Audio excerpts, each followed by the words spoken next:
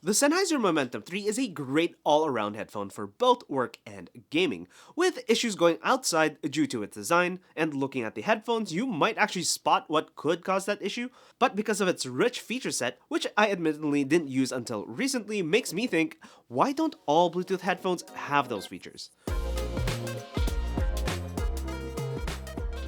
Before getting into the features, what do you actually get with the Momentum 3 wireless? It does come with a case, which is collapsible, that way it doesn't take up more space than the headphones if they weren't in your bag.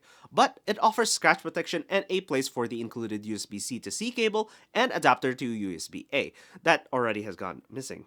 An aux cable that can be locked onto the headphones. I don't know about you, but I would rather it disconnected with a yank than pulling off the entire headphone off my head, making them of course smack into the floor.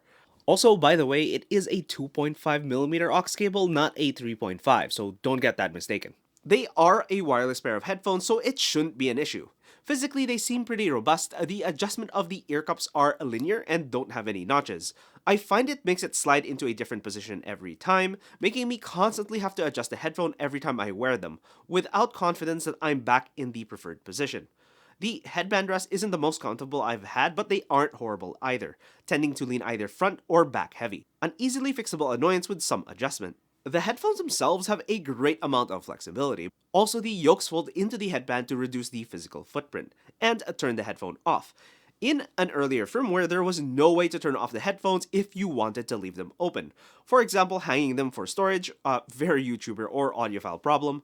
You can now by holding the play button in the right ear cup. It's where all the controls are located. But here's the thing, if you want to turn on the headphones, you'd have to close it and then open it back up. Going back to the controls, there's the play pause, volume up and down. Underneath is the assistant button if you so desire. I wish this had other uses, but alright. And underneath are the aux and USB ports. Near the top is the noise cancelling toggle. Up is for passive noise cancellation, aka off. Middle is noise cancelling on, and pressing it down toggles between transparency mode and noise cancelling. The transparency mode sounds hollow but not as muffled as passive noise cancellation, aka off. As I said, the Momentum 3s are a great all-around headphone for both work and gaming, but is it really that versatile? Well, yes, being a noise-canceling headphone, it helps in a work environment like an office with chatter all around. While if you did use the headphones on the way to work, you can still use them at work by connecting them via USB. Some headphones actually disconnect if you connect them to a charger. Others will work but still lose a charge. These charge even when plugged into a computer and in use. Also, the applied equalizer settings that you have on the headphones are actually saved on the headphones, so if you connect them to a computer, it will have the same sound profile, which is great for mixing music while keeping the same profile across multiple devices.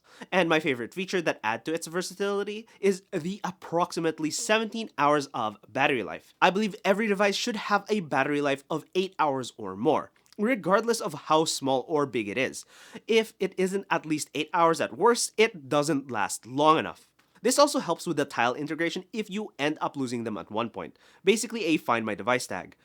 On top of the extended battery life, one of the potential pros or cons, depending on how you view it, is while connected to a computer via USB, you could still connect to two devices simultaneously, like a phone and a tablet, through Bluetooth. The downside of this is that if you receive a notification from either device, you lose any audio from the computer, which if you work in tech support, a little frustrating, but it only lasts about 5 seconds assuming there aren't any other notifications.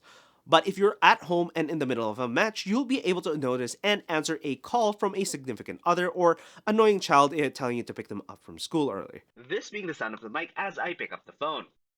No, I'm not driving, you can walk. It's 2 blocks away and I can see the school from the sidewalk where I'll be waiting. However, to access said mic, you'd actually have to be connected through Bluetooth, because the wired USB connection only sees it as a headphone, so if you don't have a dedicated mic, this can actually be an issue. And also, by the way, Windows Bluetooth is horrible. There are two different connections. One is the hands-free AG, where you can get the mic, and the other one is stereo, where you get the full bandwidth of sound. So what you can do, which is kind of weird, you have to go into Windows, Sound Settings, Sound Options, or Sound Manager, and then oh wait, no. Sorry, that's sound control panel. You actually have to select the stereo version as your output device, and then for your input device, you can set the hands-free AG. It's a little bit of a setup, but it's the best way you can have it work. Coming the other way around, how do they sound for an 8-hour workday receiving calls or in meetings? They are relatively neutral and not too sharp with most tones. Male voices have a noticeable lack of detail compared to their female counterparts. This does help in FPS gaming scenarios where footsteps and gunshots are in the higher end of the sound spectrum, making them easier to notice. However, there isn't much soundstage, how far or close a sound is coming from. Helpful if you want to hear everything, but making it harder to gauge the distance of a fight or enemy around the corner. Bringing me to imaging, the ability to accurately place sounds around yourself. I'm able to place sounds in 45-degree chunks from directly in front, but stops at left and right. Doesn't give me any information if the sound comes from somewhere behind, on top, or below. You might think this is not possible, but I have actually experienced otherwise with IAMs. Which brings me to some of the issues I've mentioned. Because of the design of the bands on the headphones, these slits on the headband create a whistling sound. The moment there's wind, there's a high chance it will start to whistle. I can even feel it vibrate and get stronger depending on the angle. Of course, in the app, there are 3 modes for active noise cancelling, anti-wind being one of them. It's great in the scenario when wind is blowing but doesn't get rid of the whistling and relies on passive noise cancellation for other noises other than wind. When set to max, wind noises do not get cancelled but exacerbated. I hear every gust of wind, but it does reduce all other noise like cars or trucks passing by. There is also anti-pressure if you're using them for extended periods of time. While it doesn't cancel sound as well, it's perfect if you're using them going to the office, at the office, and from the office. Now that you're home, how do they sound? There's 3 parts to this sound, one of which I can't help you with. Signature sound. It's where the headphones in tandem with the app to create a specific equalizer setting for your hearing to create a better experience. This will vary from person to person, so you will have to check it out yourself. It does require a sign up though, which I do not like at all. In the equalizer options, there's high-end sound tuning, and to my personal experience, it takes away some of the bass and introduces some treble, counterintuitively creating a muddy sound, lacking detail and any excitement to the bass. Turning this off brings back the detail to the bass and adding overall nice warmth to the sound. I will be going into detail on the sound with high-end sound tuning turned off for the rest of the video as it seems worse than placebo. Again, test for yourself. The bass is nice and punchy with an ample amount of detail and doesn't bleed too much into the mids, as I noticed in the track Groundhog Day by Neoni, where you can just about tell the ridges of the vibrating bass sections. But it still does bleed a little into the mids, making the male vocals slightly overshadowed by the rest of the instruments. On the other hand, female vocals tend to sound forward, standing out in comparison to male vocals despite a busy track. And you can easily compare male and female vocals in the track Scenic Route by Sundial. Bringing us to the treble section, which has some sparkle that makes it stand out without being sharp or intrusive. However, it doesn't sound light and airy, making the track Mume by Nanashi Mume sound too close, as if it's recorded in a small space. There are, of course, headphones that sound better than the Momentum 3 with similar versatility. Not that it doesn't have its own flaws, as you can see in this video here.